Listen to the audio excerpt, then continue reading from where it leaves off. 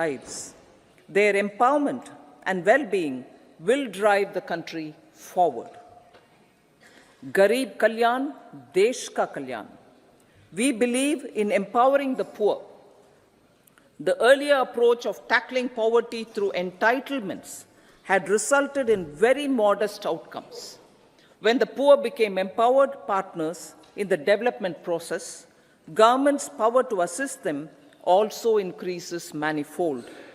With the pursuit of Sabka Saath, in these 10 years, the government has assisted 25 crore people to get freedom from multi-dimensional poverty. Our government's efforts are now getting synergized with energy and passion of such empowered people. This is truly elevating them from poverty. Direct benefit transfer of 34 lakh crore rupees from the government using PM Jan Dhan accounts has led to savings of 2.7 lakh crores of rupees for the government. This savings has been realized through avoidance of leakages prevalent earlier. The savings have helped in providing more funds for Garib Kalyan. PM Swanidhi has provided credit assistance to 78 lakh street vendors. From that total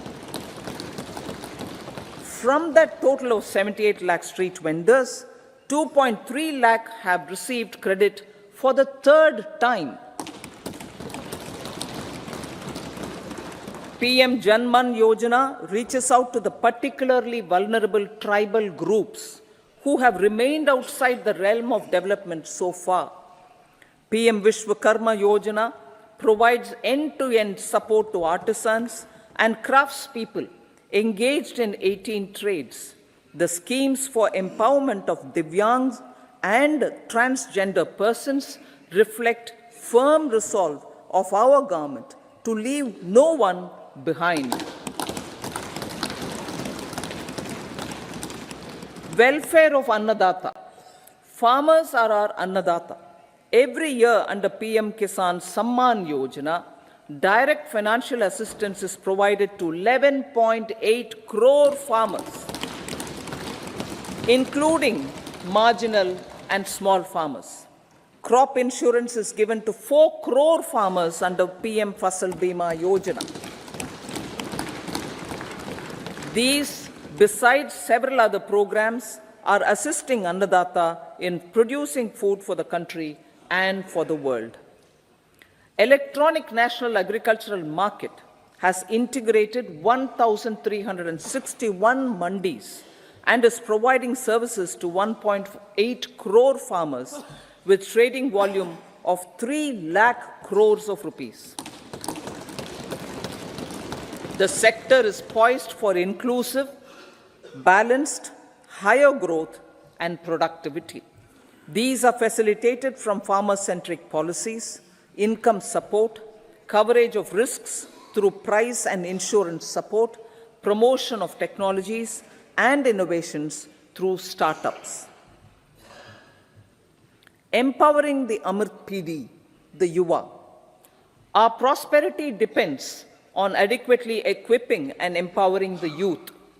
The National Education Policy 2020 is ushering the transformational reforms. PM Schools for Rising India, PM Shri, are delivering quality teaching and nurturing holistic and well-rounded individuals. The Skill India mission has trained 1.4 crore youth, upskilled and reskilled 54 lakh youth, and established 3,000 new ITIs.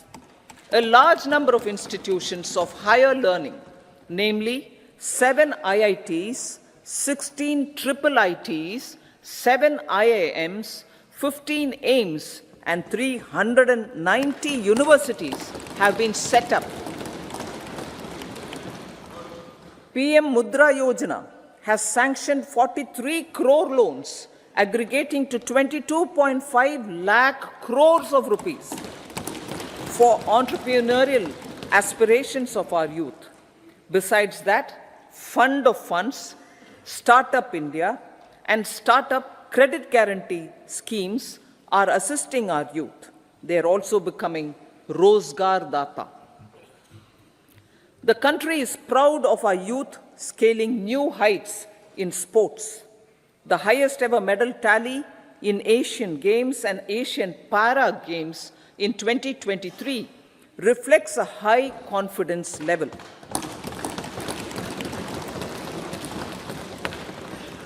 Chess prodigy and our #1 ranked player Pragnananda put up a stiff fight against the reigning world champion Magnus Carlsen in 2023.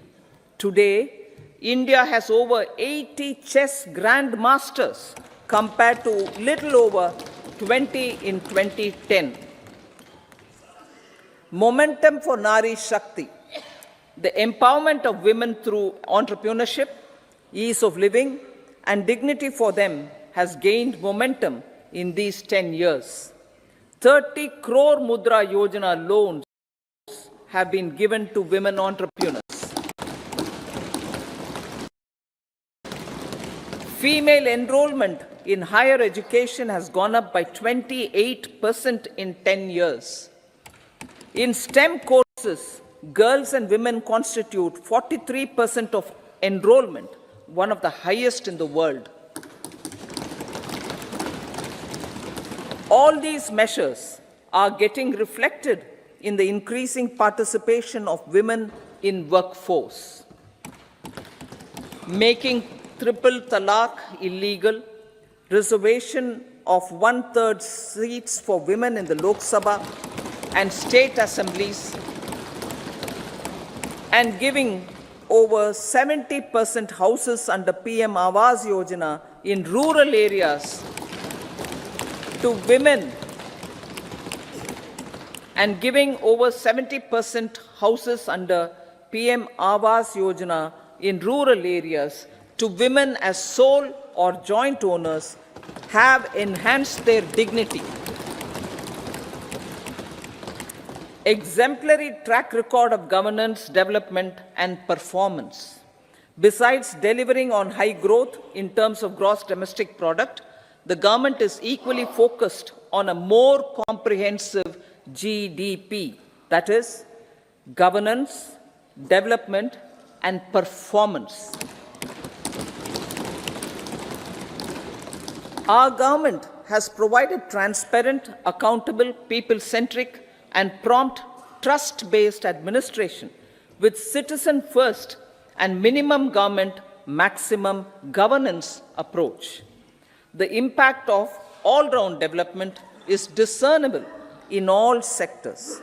There is macroeconomic stability, including in the external sector. Investments are robust.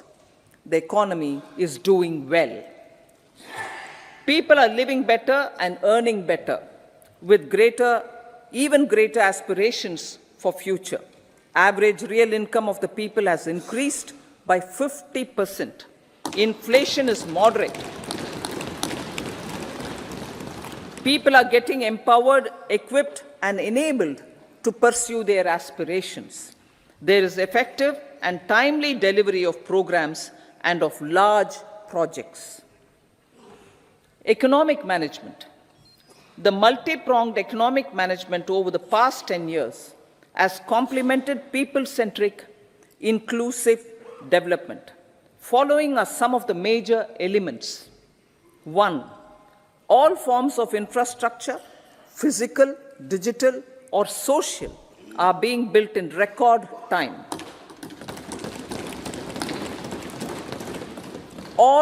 Number 2. All parts of the country are becoming active participants in economic growth. Number 3, digital public infrastructure, a new factor of production in the 21st century, is instrumental in formalization of the economy. Number 4, goods and services tax has enabled one nation, one market, one tax. Tax reforms have led to deepening and widening of tax base. Number 5, strengthening of the financial sector has helped in making savings, credit, and investments more efficient. Number 6, GIFT, IFSC, and the Unified Regulatory Authority, IFSCA, are creating a robust gateway for global capital and financial services for the economy. Number 7, proactive inflation management has helped keep inflation within the policy band. Now, the global context, Honorable Speaker, sir. Geopolitically, global affairs are becoming more complex and challenging with wars and conflicts. Globalization is being redefined with reshoring and friendshoring, disruption and fragmentation of supply chains, and competition for critical minerals and technologies. A new world order is emerging after the COVID pandemic. India assumed the G20 presidency during very difficult times for the world. The global economy was going through high inflation, high interest rates, low growth, very high public debt, low trade growth, and climate changes. The pandemic has led to a crisis of food, fertilizer, fuel, and finances for the world, while India successfully navigated its way. The country showed the way forward and built consensus on solutions for those global problems. The recently announced India-Middle East-Europe economic corridor is a strategic and economic game changer for India and others.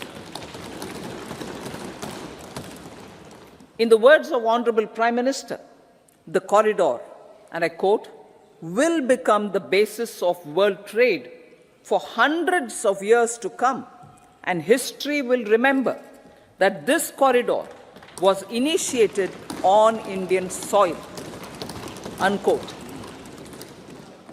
Vision for Vikasit Bharat. Our vision for Vikasit Bharat is that of prosperous Bharat in harmony with nature, with modern infrastructure, and providing opportunities for all citizens and all regions to reach their potential.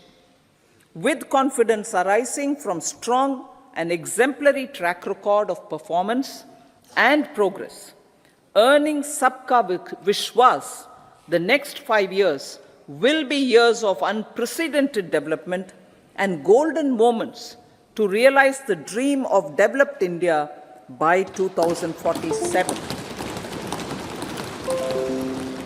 The trinity of demography, democracy, and diversity backed by Sabka Prayas has the potential to fulfill aspirations of every Indian.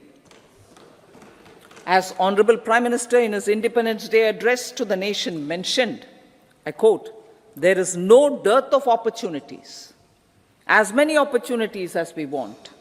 The country is capable of creating more opportunities. Sky is the limit, unquote. Strategy for Amrit Kal. Our government will adopt economic policies that foster and sustain growth, facilitate inclusive and sustainable development, improve productivity, create opportunities for all, help them enhance their capabilities, and contribute to generation of resources to power investments and fulfill aspirations. Guided by the principle, reform, perform, and transform, the government will take up next generation reforms and build consensus with the states and stakeholders for effective implementation. It is an important policy priority for our government to ensure timely and adequate finances, relevant technologies, and appropriate training for the micro, small, and medium enterprises, MSMEs, to grow and also compete globally. orienting the regulatory environment to facilitate their growth will be an important element of this policy mix. Aligning with the Panchamrit goals, our government will facilitate sustaining high and more resource-efficient economic growth. This will work towards energy security in terms of availability, accessibility, and affordability. For meeting the investment needs, our government will prepare the financial sector in terms of size, capacity, skills, and regulatory framework. Aspirational Districts Program. Our government stands ready to assist the states in faster development of aspirational districts and blocks, including generation of ample economic opportunities. Development of the East. Our government will pay utmost attention to make the eastern region and its people a powerful driver of India's growth. PM Awas Yojana Grameen. Despite the challenges due to COVID, implementation of PM Awas Yojana Grameen continued, and we are close to achieving the target of 3 crore houses. 2 crore more houses will be taken up in the next 5 years to meet the requirement arising from increase in the number of families.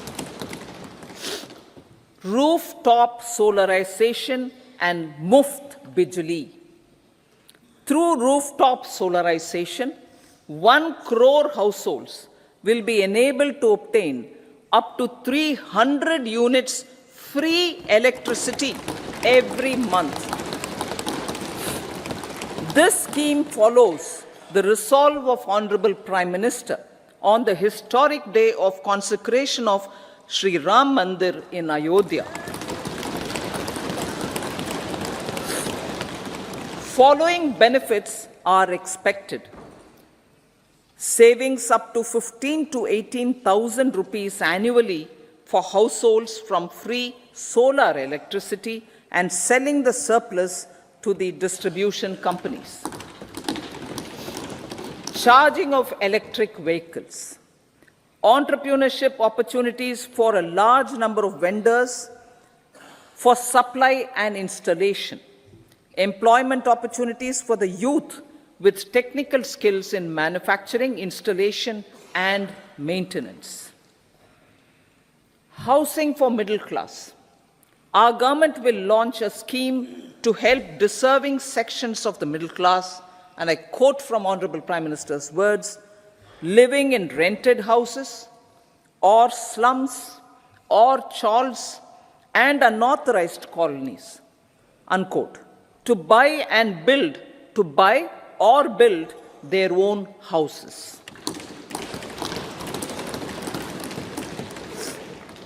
Medical colleges. Several youth are ambitious to get qualified as doctors. They aim to serve our people through improved healthcare services. Our government plans to set up more medical colleges by utilizing the existing hospital infrastructure under various departments. A committee for this purpose will be set up to examine the issues and make relevant recommendations. Cervical cancer vaccination. Our government will encourage vaccination for girls in the age group of 9 to 14 years for prevention of cervical cancer. Maternal and child health care. Various schemes for maternal and child care will be brought under one comprehensive program for synergy in implementation. Upgradation of Anganwadi centers under Saksham Anganwadi and Poshan 2.0 will be expedited for improved nutrition delivery, early childhood care, and development. The newly designed UWIN platform for managing immunization and intensified efforts of Mission Indradhanush will be rolled out expeditiously throughout the country. Ayushman Bharat. Healthcare cover under Ayushman Bharat scheme will be extended to all ASHA workers, to all Anganwadi workers and helpers. Agriculture and food processing. The efforts of value addition in agriculture sector and boosting farmers' incomes will be stepped up. Pradhan Mantri Kisan Sampada Yojana has benefited 38 lakh farmers and generated 10 lakh employment. Pradhan Mantri Formalization of Micro Food Processing Enterprises Yojana has assisted 2.4 lakh SHGs and 60,000 individuals with credit linkages. Other schemes are complementing the efforts for reducing post-harvest losses and improving productivity and incomes. For ensuring faster growth of the sector, our government will further promote private and public investment in post-harvest activities, including aggregation, modern storage, efficient supply chains, primary and secondary processing and marketing and branding. Nano DAP.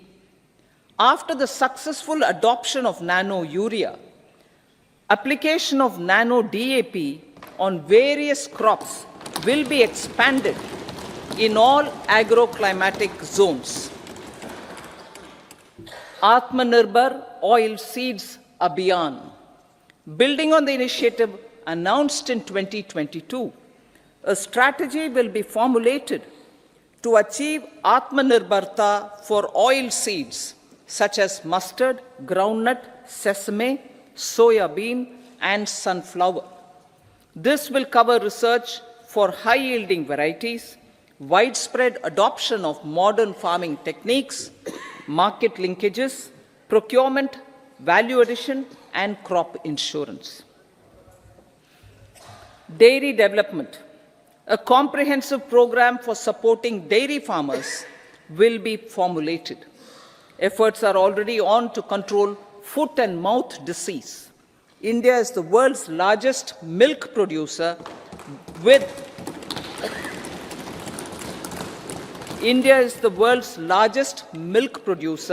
but with low productivity of milch animals. The program will be built on the success of existing schemes such as Rashtriya Gokul Mission, National Livestock Mission, and infrastructure development funds for dairy processing and animal husbandry. Matsya Sampada. It was a government which set up a separate department for fisheries, realizing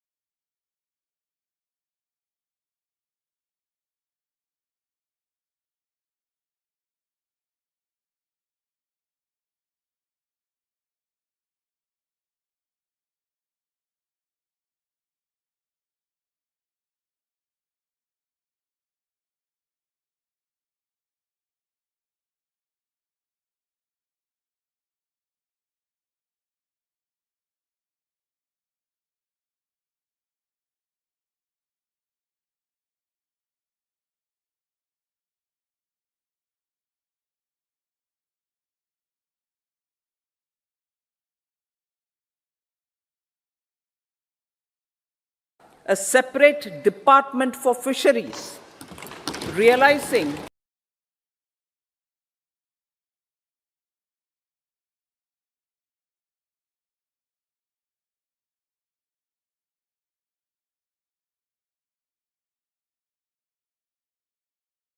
a separate department for fisheries, realizing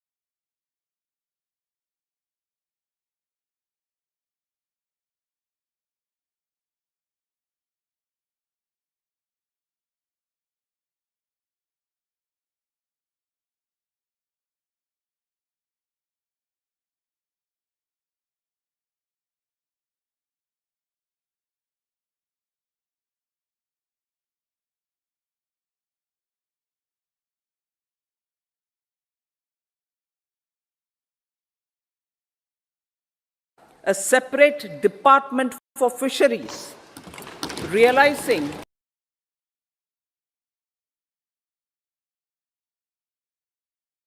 in 2023, if you are not using AI for your creative, a separate department for fisheries, realizing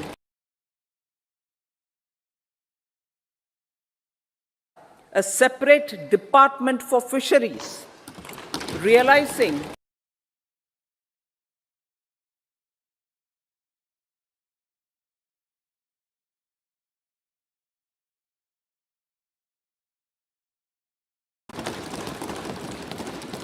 this will help in generating employment also. Promoting investments. The FDI inflow during 2014 to 23 was 596 billion US dollars, marking a golden era. That is twice the inflow during 2005 to 14. For encouraging sustained foreign investment, we are negotiating bilateral investment treaties with our foreign partners in the spirit of First Develop India. FDI is First Develop India. Reforms in the states for Vikasit Bharat. Many growth and development enabling reforms are needed in the states for realizing the vision of Vikasit Bharat.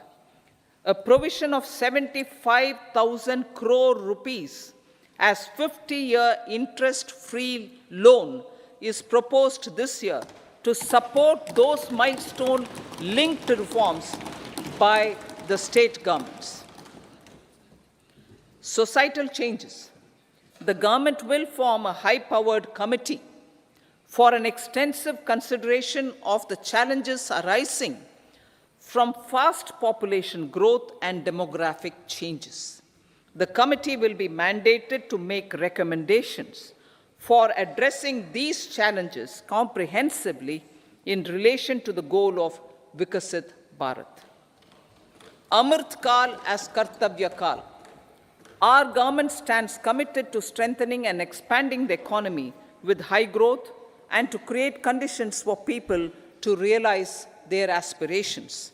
Honorable Prime Minister, in his Independence Day address to the nation in the 75th year of our Republic, said, and I quote, "We commit ourselves to national development with new inspirations, new consciousness, new resolutions as the country opens up immense possibilities and opportunities. It is our Kartavya Kal." Unquote. Every challenge of the pre-2014 era was overcome through our economic management and our governance. These have placed the country on a resolute path of sustained high growth. This has been possible through right policies, true intentions, and appropriate decisions. In the full budget in July, Honorable Speaker, our government will present a detailed roadmap for our pursuit of Vikasit Bharat.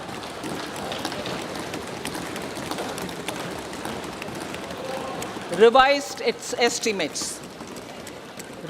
estimates of 2023-24. The revised estimate of the total receipts other than borrowings is 27.56 lakh crores of rupees, of which the tax receipts are 23.24 lakh crore rupees. The revised estimate of total expenditure is 44.90 lakh crore rupees. The revenue receipts at 30.3 lakh crore rupees are expected to be higher than the budget estimate, reflecting strong growth momentum and formalization in the economy. The revised estimate of the fiscal deficit is 5.8% of GDP, improving on the budget estimate, notwithstanding moderation in the nominal growth estimates. Budget estimates for 2024-25. Coming to the year 2024-25, the total receipts other than borrowings and total expenditure are estimated at 30.80 and 47.66 lakh crore rupees respectively. The tax receipts are estimated at 26.02 lakh crore rupees. The scheme of 50-year interest-free loan for capital expenditure to states will be continued this year with an outlay of 1.3 lakh crore rupees. We continue on the path of fiscal consolidation, as announced in my budget speech of 2021-22, to reduce fiscal deficit below 4.5% by 25-26. The fiscal deficit in 2024-25 is estimated to be 5.1% of GDP, adhering to that path. So the gross and net market borrowings through dated securities during 24-25 are estimated at 14.13 lakh crore rupees and 11.75 lakh crore respectively. Both will be less than that in 23-24. Now that the private investments are happening at scale, the lower borrowings by the central government will facilitate larger availability of credit for the private sector. Vote on account. I'll be seeking vote on account approval of the Parliament through the appropriation bill for a part of the financial year 2024-25. I will now move to Part B. Honorable Speaker, sir, over the last 10 years, the direct tax collections have more than trebled and the return filers swelled 2.4 times. I would like to assure the taxpayers that their contributions have been used wisely for the development of the country and welfare of its people. I appreciate the taxpayers for their continued support. The government has reduced and rationalized tax rates. Under the new tax scheme, there is now no tax liability for taxpayers with income up to 7 lakh rupees, up from 2.2 lakh rupees in the financial year 2013-14. The threshold for presumptive taxation for retail businesses was increased from 2 crores to 3 crores. Similarly, the threshold for professionals eligible for presumptive taxation was increased from 50 lakh rupees to 75 lakh rupees. Also, corporate tax rate was decreased from 30% to 22% for existing domestic companies and to 15% for certain new manufacturing companies. Honorable Speaker, sir, in the last 5 years, our focus has been to improve taxpayer services. The age-old jurisdiction-based assessment system was transformed with the introduction of faceless assessment and appeal, thereby imparting greater efficiency, transparency, and accountability. Introduction of updated income tax returns, a new Form 26AS, and pre-filling of tax returns have made filing of tax returns simpler and easier.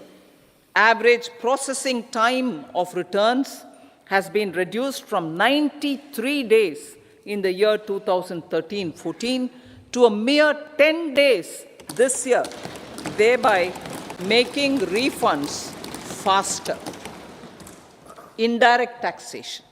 By unifying the highly fragmented indirect tax regime in India, the GST has reduced the compliance burden on trade and industry. The industry has acknowledged the benefits of GST. According to a recent survey conducted by a leading consulting firm, 94% of industry leaders view the transition to GST as largely positive. According to 80% of the respondents, it has led to supply chain optimization, as elimination of tax arbitrage and octroi has resulted in disbanding of checkposts at the state and city boundaries. At the same time, tax base of GST more than doubled, and the average monthly gross GST collection has almost doubled to 1.66 lakh crores this year. States too have benefited. States' SGST revenue, including compensation released to states in the post-GST period of 2017-18 to 2022-23, has achieved a buoyancy of 1.22. In contrast, the tax buoyancy of state revenues from subsumed taxes in the pre-GST four-year period of 2012-13 to 2015-16 was a mere 0.72. The biggest beneficiaries are consumers, as reduction in logistic cost and taxes have brought down prices of most goods and services. We have taken a number of steps in customs to facilitate international trade. As a result, the import release time declined by 47% to 71 hours at inland container depots, by 28% to 44 hours at air cargo complexes, and by 27% to 85 hours at seaports over the last 4 years since 2019, when the national time release studies were first acted. Tax proposals. As for tax proposals, in keeping with the convention, I do not propose to make any changes relating to taxation and propose to retain the same tax rates for direct and indirect taxes, including import duties.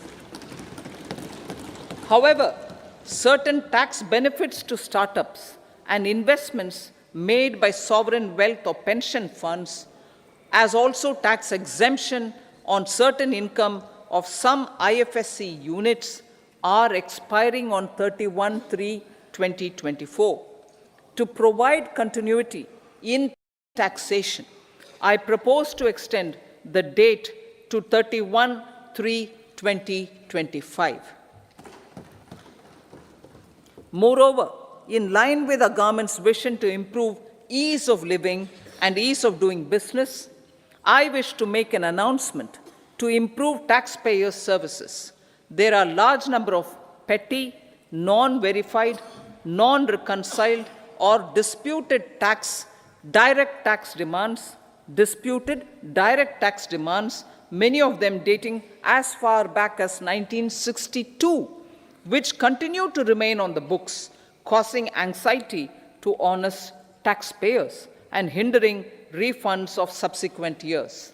Honorable Speaker, sir, I propose to withdraw such outstanding direct tax demands up to 25,000 rupees pertaining to the period up to financial year 2009-10 and up to 10,000 rupees for financial years 2010-11 to 2014-15. This is expected to benefit about 1 crore taxpayers. 1 crore taxpayers would benefit out of this. Economy then and now. In 2014, when our government assumed the reins, the responsibility to mend the economy step by step and to put the governance systems in order was enormous. The need of the hour was to give hope to the people, to attract investments, and to build support for the much-needed reforms. The government did that successfully, following a strong belief of nation first. The crisis of those years has been overcome, and the economy has been put firmly on a high, sustainable growth path with all-round development. It is now appropriate to look at where we were then. I repeat, it is now appropriate to look at where we were then till 2014 and where we are now, only for the purpose of drawing lessons from the mismanagement of those years. The government will lay a white paper on table of the House.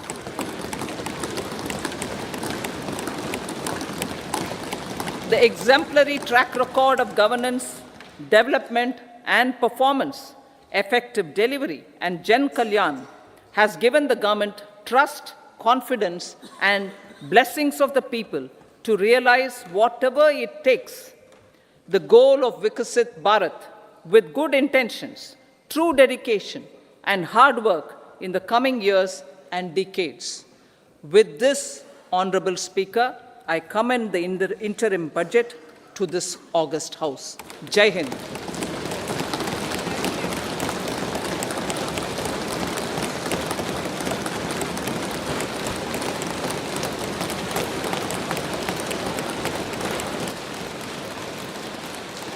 Item number 2 Shrimati Nirmala Sitharaman ji.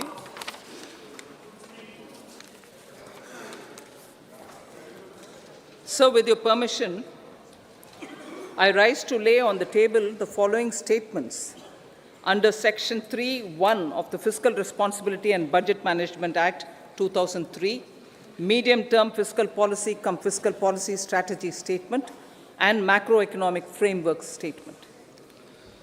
Item number 3 Shrimati Nirmala Sitharaman ji. Sir, with your permission, I rise to move for leave to introduce the Finance Bill 2024. प्रश्न ये है कि विधेयक को पुनर्स्थापित करने की अनुमति प्रदान की जाए। जो सदस्य इसके पक्ष में हाँ कहें, जो सदस्य विरोध में ना कहें। मेरे विचार में निर्णय हाँ वालों के पक्ष हुआ, हाँ वालों के पक्ष हुआ। माननीय मंत्री जी विधेयक को पुनर्स्थापित करें। Sir, I introduce the bill. सभा की कार्रवाई शुक्रवार दिनांक 2 फरवरी 2024 को प्राप्त 11 बजे तक के लिए स्थगित की जाती है।